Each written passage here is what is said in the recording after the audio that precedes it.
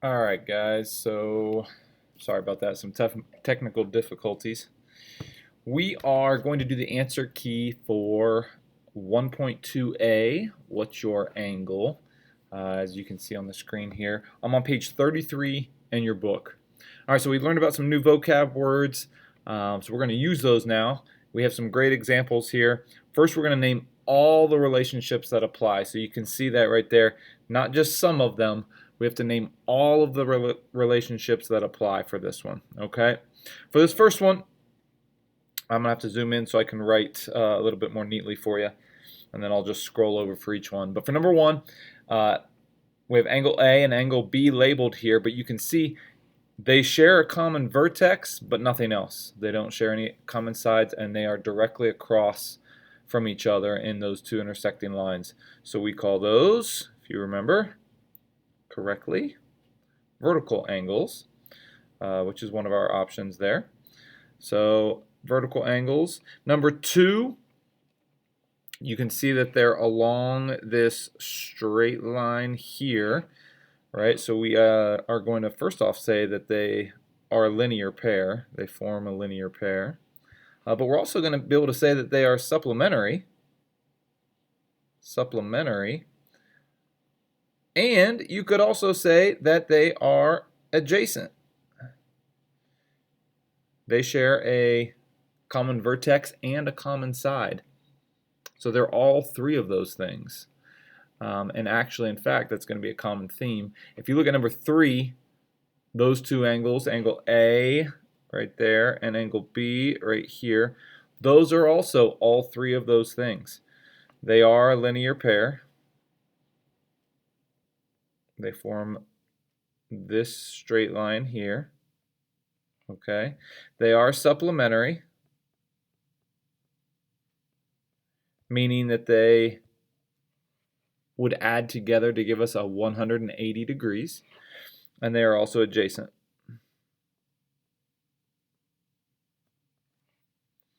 For number four, now they don't form that linear pair. They're not supplementary. However, they are complementary.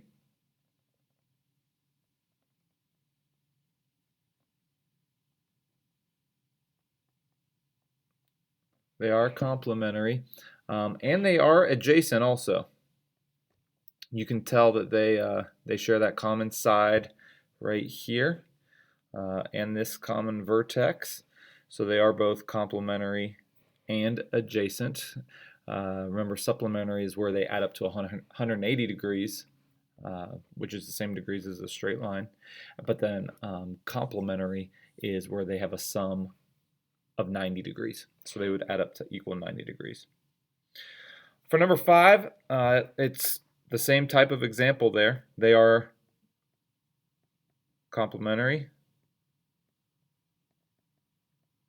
They also share a common side and a common vertex, both, so adjacent. For number six, we're back to forming that straight line. You can see it right here for angle A and angle B. So those are a linear pair. They are also supplementary.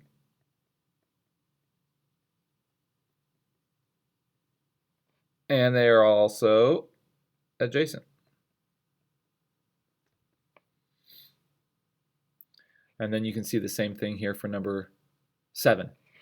Okay, they form this line here.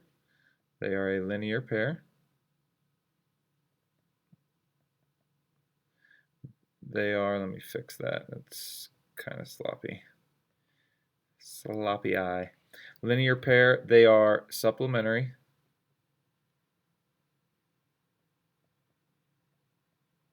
And they are also adjacent.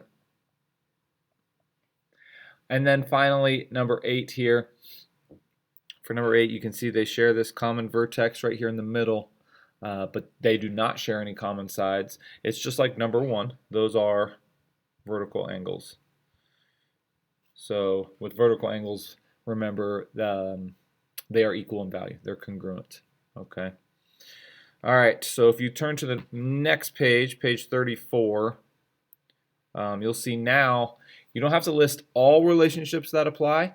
It says here, just name the relationship that is the most helpful in solving for the measure of angle B.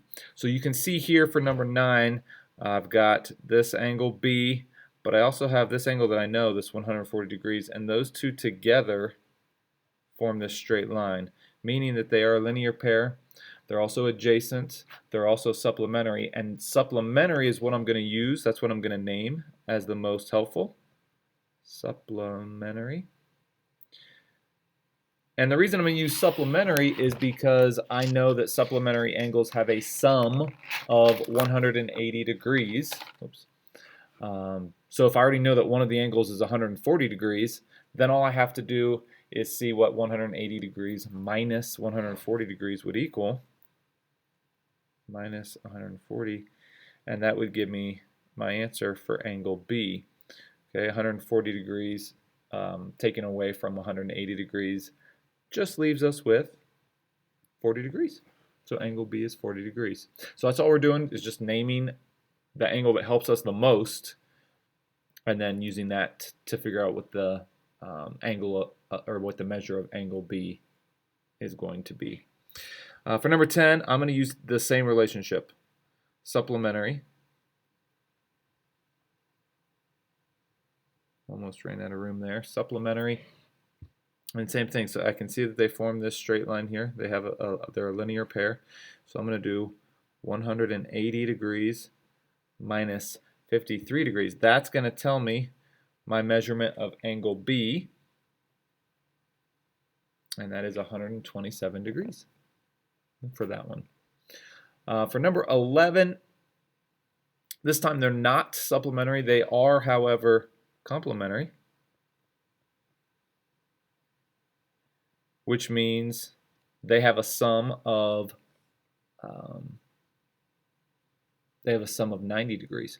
So instead of trying to add those two together to equal 180, I know that they would add together to give me 90. If I take away what I know, which is 59 degrees, from 90, that's going to tell me my measurement of angle B, which in this case is going to be 31 degrees. Number 12 works the same way. It's complementary, is the one that's going to help me the most. Yes, they are also adjacent, but that doesn't really help us. That just says that they're side by side and they share a common vertex, right? So I've got another 90-degree angle there. You can even see the mark, the little red box there that's showing us that it's 90 degrees. So if I take my 90 degrees and I subtract what I'm given, which is 46, that's going to tell me the measurement of angle B, which is 44 degrees. For number 13, now you can see here it does share that common vertex, but no common sides. Remember, that's called vertical angles. Vertical angles, and vertical angles are congruent. So I don't have to do any subtractions at all. Angle B is congruent to that angle that's given, 65 degrees. So angle B equals 65 degrees. And number 14 is the same way. Those are vertical angles.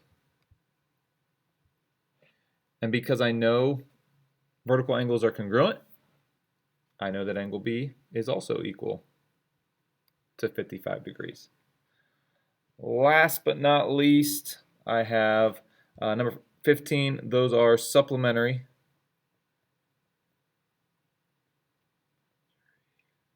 And I can subtract what I'm given from 180 degrees. That's going to give me the measurement of angle B, which in this case is 29 degrees. And then last but not least, number 16, same idea here. It's just that this time angle B is the one that's obtuse. Those are supplementary, so I'll write that first, supplementary. And I'm going to use that one as my relationship that helps me the most because I know those add to 180 degrees. If I take what I'm given away from 180 degrees, that's going to give me my measurement for angle B. And when I do that, I get 138 degrees. All right, if you're still unsure of how we got all these answers, make sure you ask your teacher.